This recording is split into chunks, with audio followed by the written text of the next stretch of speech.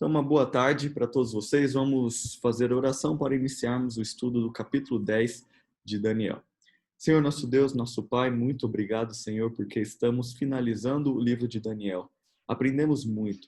Realmente este livro é fantástico. Este livro nos ensina a vermos que o Senhor é soberano na história. E agora nós vamos iniciar a nossa leitura, o nosso estudo, que o Senhor nos ilumine, que possamos aprender. Abençoe cada pessoa que está assistindo e acompanhando estes estudos, em nome de Jesus. Amém.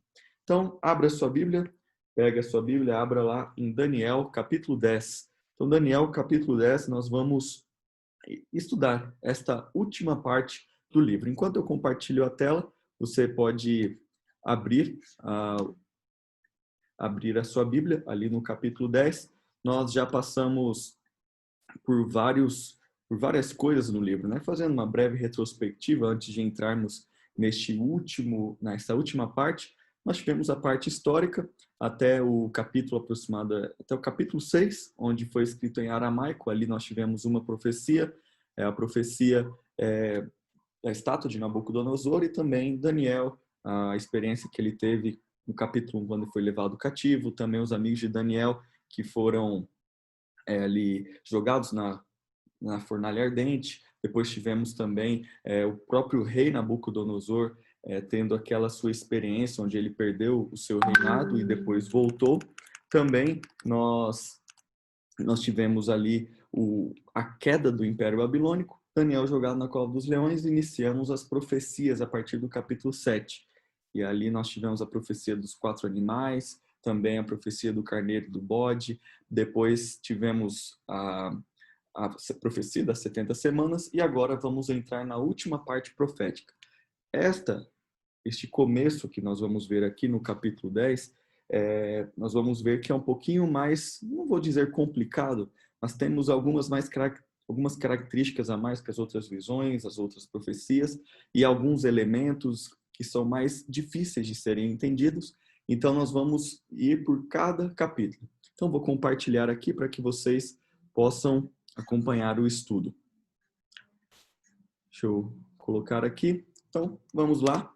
Nós temos aqui que está ocorrendo uma batalha, mas sabemos que toda batalha que ocorre no livro de Daniel, ela se torna em uma vitória.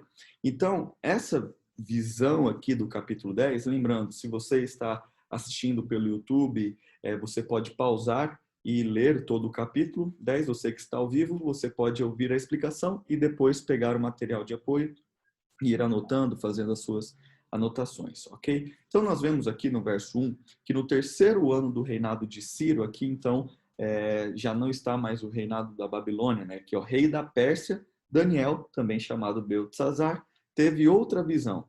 Ele entendeu que essa visão era verdadeira e se referia a certos acontecimentos que ocorreriam no futuro, tempos de guerra, de grande dificuldade ou de grande conflito.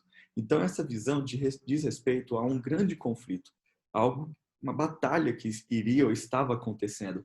Enquanto Daniel 11 esclarece alguns detalhes deste conflito, em Daniel 10 mostra suas dimensões espirituais. Ou seja, Daniel 11, 10, 11 e 12 tratam de uma visão, é a mesma visão dividida ali em 3 capítulos. Lembrando que os capítulos, os versículos foram separados, divididos, muito tempo depois ali do tempo de Jesus. Então, a visão de Daniel contempla um relato só, que está no capítulo 10, 11 e 12. E aqui, então, nós temos as dimensões espirituais e revela que nos bastidores das batalhas terrestres há um conflito espiritual de proporções cósmicas. Ou seja, nós temos os relatos terrestres das batalhas terrestres, mas tudo isso mostra que existe uma batalha cósmica entre o bem e o mal, entre Jesus e Satanás. E quando nós oramos, quando nós estudamos a Bíblia, quando nós tomamos este tempo e paramos a nossa rotina semanal para estudarmos especificamente a Bíblia, nós nos envolvemos neste conflito cósmico. E nos envolvemos de tal maneira que essas repercussões são profundas na nossa vida. E também para mostrar de que lado nós estamos neste conflito. Mas nós devemos saber que não estamos sozinhos em nossas lutas. Jesus se envolve nas suas batalhas, nas minhas batalhas. E ele se envolve na batalha contra Satanás. E isso tudo é em nosso favor. Então, como diz lá em Efésios, capítulo 6, o verso 12, você pode acompanhar, está escrito: nossa luta não é contra o sangue e a carne, e sim contra os principados e potestades, contra os dominadores deste mundo tenebroso, contra as forças espirituais do mal nas regiões celestes. Então, Jesus se envolve e essa visão nos dá a ideia de um conflito maior, um conflito cósmico. Então, vamos verificar aqui o que Daniel faz. Então, nós percebemos, mais uma vez, que diante de uma situação de conflito, o que Daniel faz? O que ele já fez antes. Ele ora. Ele tira tempo para orar, para falar com o Criador do universo. Então, nós precisamos tirar mais uma vez lições valiosas da vida de oração de Daniel. Ele orou no capítulo 1, orou no capítulo 2. Nós percebemos que em todas as situações difíceis, Daniel para e ora. Que lição? Que lição? Se tem, essa não é a lição principal, mas se existem lições que podemos tirar deste livro de Daniel, destes estudos, é uma vida de oração. Será que eu tenho dedicado tempo para orar? Quanto tempo eu preciso dedicar para falar com meu Criador? Você tem dedicado tempo para falar com Deus? Então nós percebemos que Daniel nos dá este exemplo.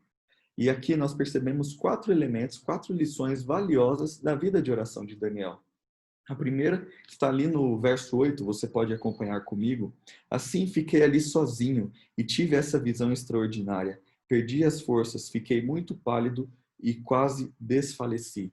Ele estava pálido, estava ali sem forças, mas o que ele fez? Ele persistiu para falar com Deus. Então nós percebemos que a oração é uma lição de persistência. Também, olha o verso 3. Durante todo esse tempo não havia comido nada saboroso, não tinha provado nenhuma carne, nenhum vinho e não tinha usado nenhuma loção perfumada até passarem as 3 semanas. Ou seja, ele fez jejum, ele se absteve de um alimento espiritual para ter um alimento físico para ter um alimento espiritual. Então Daniel, ele persistiu, ele não comeu. E ele começou a ficar, como nós vamos ver aqui, ó, o verso 2, ele recebeu essa visão depois de passar 3 semanas de luto. Ele começou a orar durante 3 semanas, ele jejuou, ele persistiu. Olha o verso 12. Em seguida, ele disse: não tenha medo, Daniel, pois desde o primeiro dia em que você começou a orar por entendimento e a se humilhar diante de seu Deus, seu pedido foi ouvido. Eu vim em resposta à sua oração. Então, ele estava intercedendo pelo povo. Ele estava intercedendo neste conflito cósmico. Ele estava estudando, orando, estava jejuando e estava intercedendo pelo povo. 3 lições nós já vimos.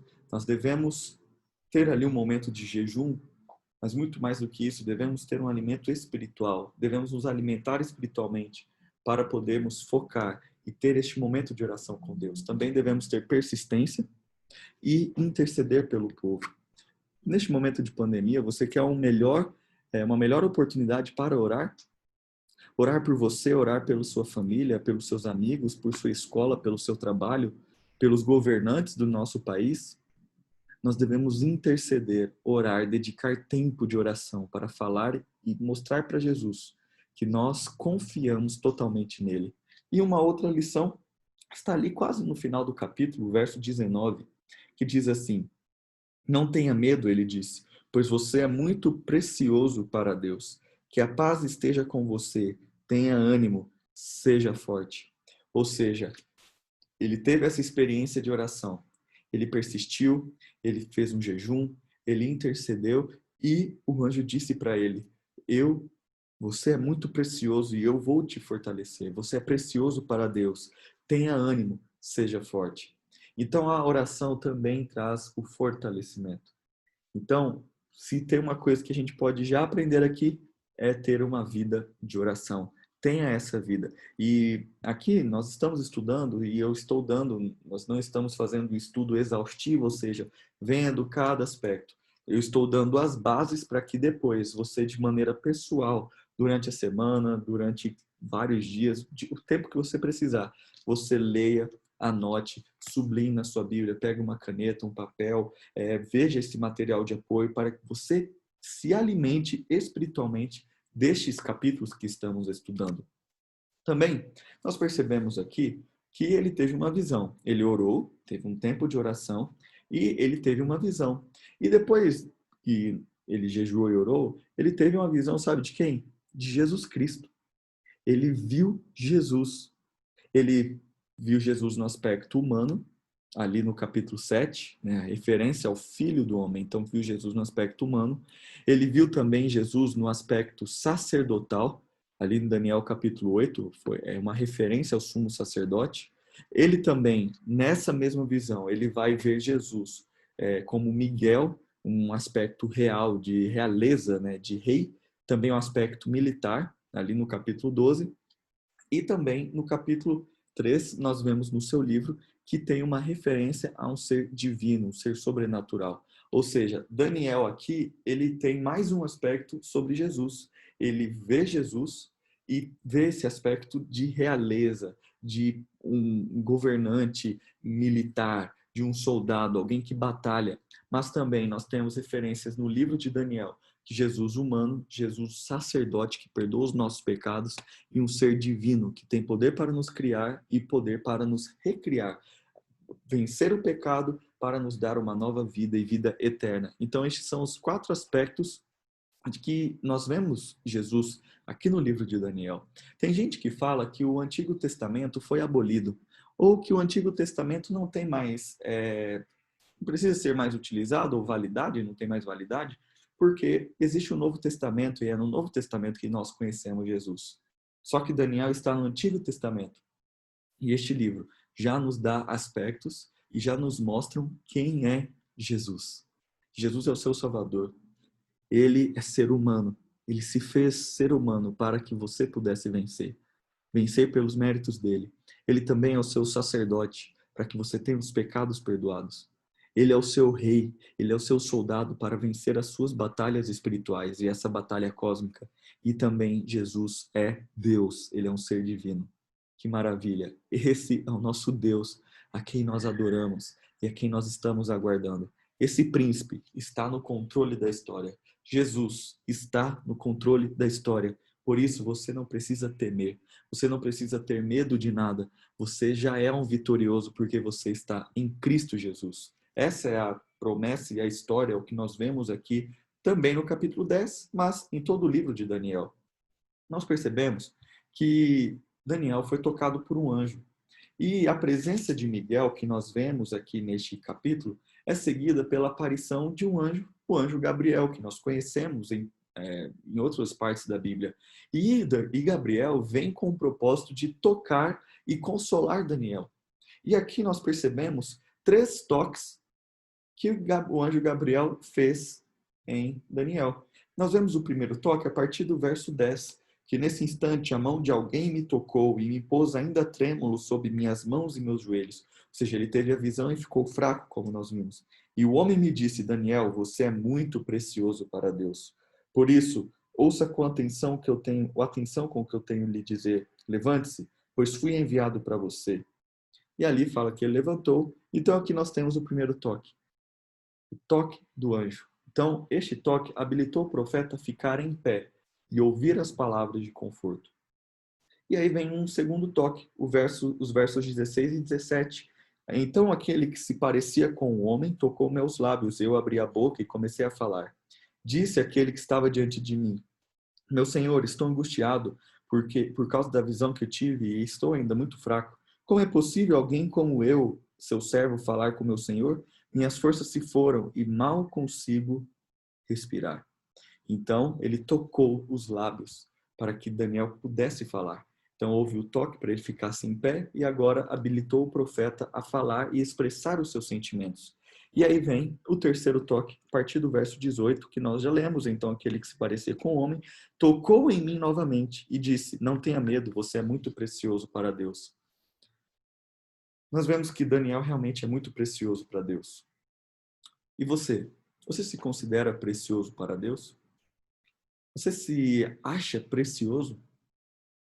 Não é só Daniel que é precioso, você também é precioso. Porque Jesus morreu por você. E o sangue de Jesus diz na cruz, derramado ali na cruz, diz para mim e para você que nós temos valor, somos valiosos, somos preciosos. E sim, nós podemos ler aqui, não tenha medo, pois você é precioso para mim. Você é precioso para Deus. Então tenha certeza que você é precioso. Olha que promessa.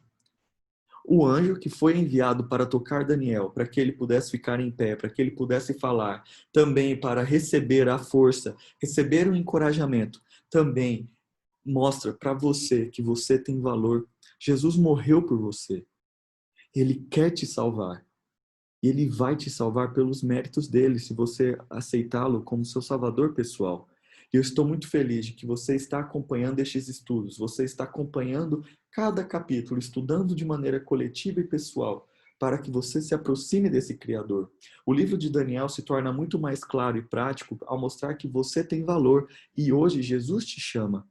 Que maravilha! Deus é o nosso Salvador. Jesus é maravilhoso e Ele está de braços abertos te esperando. E o toque do anjo mostra o toque de Jesus em nós a cada dia. E o capítulo continua. Este é um capítulo muito bonito, um capítulo que nos relembra as promessas, as profecias feitas no livro até então e já nos prepara para uma última visão, uma última profecia que tem a ver com tudo que já vimos até então. Então, nós percebemos que existe um grande conflito aqui, que nós sabemos que é o conflito entre o bem e o mal. E durante os 21 dias em que Daniel esteve orando, nós vemos aqui, né, que durante 3 semanas ele esteve orando. Então, 3 semanas são 21 dias. Ele foi ali, estava travado e ele teve ali algumas situações com conflito espiritual e cósmico. Ele percebeu isso. E esta guerra foi desencadeada pelos poderes das trevas que se opuseram ao plano de Deus por seu povo. Ou seja, Deus tem um plano e veio uma força contrária, um poder contrário, que sabemos que é o poder de Satanás, para libertar o seu povo. Jesus tinha esse plano, só que ele vem para não deixar isso acontecer. Então nós percebemos que existem algumas referências e algumas contradições aqui entre o poder de Deus e o poder das trevas. Nós percebemos lá em Apocalipse, no capítulo 12, e é para lá que nós vamos. Abre a sua Bíblia, nós vamos ler, e aí depois eu vou só citar os outros versos. Então abra a sua Bíblia, vamos lá, estamos em Daniel. Daniel mostra profecias que aconteceriam durante o tempo do profeta até a volta de Jesus. Apocalipse mostra também estes eventos, que é do tempo do profeta João, do apóstolo João, até a volta de Jesus e também depois. Então nós percebemos que estes eventos, eles meio que ocorrem juntos. Então nós vamos para Apocalipse 12. Se você ainda não abriu, ainda dá tempo de você abrir. Apocalipse 12, nós vamos ler 2 versos para verificar essas diferenças que existem. Aqui no capítulo 10 de Daniel, para que você entenda, aparece o príncipe Miguel, esta visão, né? Aparece o príncipe Miguel, que é Jesus, e aparece o príncipe da Pérsia. E o príncipe da Pérsia, aqui no conflito cósmico, é representado por Satanás, o governante do poder das trevas. E nós vamos verificar que sempre existe essa contradição, ou uma contrafação, uma oposição àquilo que Deus apresenta. Então, Apocalipse capítulo 12, verso 7. Houve guerra no céu. Miguel e os seus anjos lutaram contra o dragão e os seus anjos. Então nós percebemos que Miguel lutou. Então nós percebemos que tem sim uma guerra. Olha o verso 9. Esse enorme dragão, a antiga serpente chamada Diabo, ou Satanás, que engana o mundo, foi lançado na terra com os seus anjos. Ou seja, você percebe que tem Jesus e você percebe que tem dragão. Aqui no capítulo 10 de Daniel, existe Miguel e o príncipe da Pérsia. Na Bíblia, lá em Lucas, nós vemos que existe o anjo Gabriel, em Efésios 6:12, que existem anjos caídos. Também nós vemos lá em Esdras, capítulo 1, para a reconstrução do templo, que existia Esdras e Ciro tentando fazer a reconstrução do templo, e existiam os inimigos de Judá para não deixar reconstruir o templo. E nós podemos ter vários outros exemplos. Então, sempre que Deus tem uma frente para ser uma bênção ou para restaurar o seu povo, uma iniciativa, aí vem Satanás e faz uma iniciativa contrária. Então, tudo que Deus faz, Satanás tenta fazer de uma maneira contrária. Então, a vitória de Miguel sobre o príncipe da Pérsia permanece como sinal da vitória final de Miguel sobre as forças das trevas que nós lemos em Apocalipse. Então, a vitória de Jesus é certa, porque nós já temos exemplos no livro e este capítulo 10 nos mostra que o príncipe Miguel vai vencer. E esse príncipe Miguel é Jesus. E ele já venceu na cruz, por mim, por você. E ele é um príncipe vitorioso, porque quando Miguel aparece na Bíblia, isso sempre acontece em contextos de conflito. Então, o arcanjo Miguel, o anjo Miguel, o príncipe Miguel, Miguel representa Jesus, é Jesus. E ele sempre aparece com este nome quando tem conflito. Por exemplo, Miguel vence o dragão e os seus anjos na batalha no céu, lá em Apocalipse 12. Em Judas 1:9, nós vemos Miguel vence o diabo na disputa pelo corpo de Moisés. Também em Daniel, aqui nós vimos no capítulo 13, Miguel vence o príncipe da Pérsia no conflito cósmico. Mateus 4, Miguel vence o tentador no deserto da tentação, na provação. Também em Apocalipse 12, Miguel vence Satanás ao morrer na cruz do Calvário. Então nós percebemos que Jesus é Miguel e ele vence o tentador, ele vence Satanás, ele vence o príncipe das trevas, ele vence e ele vem, porque ele venceu por você. E como ele disse, o anjo disse para Daniel que ele era precioso para Deus, eu repito, você é precioso para Deus. Então, no final, Miguel se levantará para livrar o seu povo nas cenas finais do grande conflito. E ele vai restaurar o seu povo. Ele vai te restaurar. E esta é a grande promessa deste capítulo. O capítulo 10 de Daniel, como eu falei, é o começo de uma visão. E também nos lembra de como Deus guiou todas as outras profecias e a história e a vida de Daniel. E como ele guia a sua vida também. Por isso, eu quero te incentivar a conhecer Jesus neste livro. Porque, como disse aqui, não tenha medo. Não tenha medo da pandemia. Não tenha medo da morte. Não tenha medo da pobreza. Não tenha medo de doenças. Não tenha medo do desemprego. Essas coisas, sim, são preocupantes. Mas nós devemos olhar além. Nós devemos olhar para frente. Porque Jesus diz, não tenha medo. Pois você é muito precioso para Deus. Que a paz esteja com você. Tenha ânimo. Seja forte. Essas palavras são para você. Tenha ânimo, seja forte, pois você é muito precioso para Deus. Que a paz esteja contigo. Que Deus te abençoe. Não sou eu dizendo estas coisas, e sim a Bíblia. Saiba que este livro é maravilhoso. Confie nesse Senhor. Confie na vitória certa que é em Cristo Jesus. Posso orar por você? Senhor, nosso Deus, nosso Criador, nosso mantenedor, nosso Salvador, nosso vitorioso. Que promessa, que capítulo, que nos mostra que devemos orar, devemos ter uma vida de comunhão contigo, devemos nos alimentar da tua palavra, devemos ler a Bíblia, devemos estudá-la. E é isso que estamos fazendo aqui. Nós vimos que Daniel teve uma vida de oração, nós devemos ter. E também vemos que existe um conflito cósmico, onde Jesus já é vencedor. E é do lado vencedor que nós queremos estar. Porque Jesus é o nosso Criador e Ele vai nos restaurar a tua imagem e semelhança. Ele também vai voltar e vai nos dar vida eterna novamente. E vamos ter o privilégio, o maior privilégio de todos, de morar eternamente na tua presença, de conversarmos contigo face a face. Nós aguardamos este dia. E, Senhor, enquanto nós estamos aqui neste mundo sofrendo, que nós possamos nos apegar nessa promessa de não ter medo, de ter ânimo, de ser forte, porque nós somos preciosos para Ti. Abençoe cada pessoa que está acompanhando estes estudos, cada pessoa que está estudando depois de maneira pessoal, conhecendo a Ti verdadeiramente. Como é bom, Senhor, estarmos ao Teu lado. Abençoe a cada um de nós. Vamos terminar este livro de Daniel transformados, diferentes da maneira que começamos, porque o Espírito Santo transformou o nosso coração e também a nossa mente. Nos abençoe, em nome de Jesus. Amém. Amém.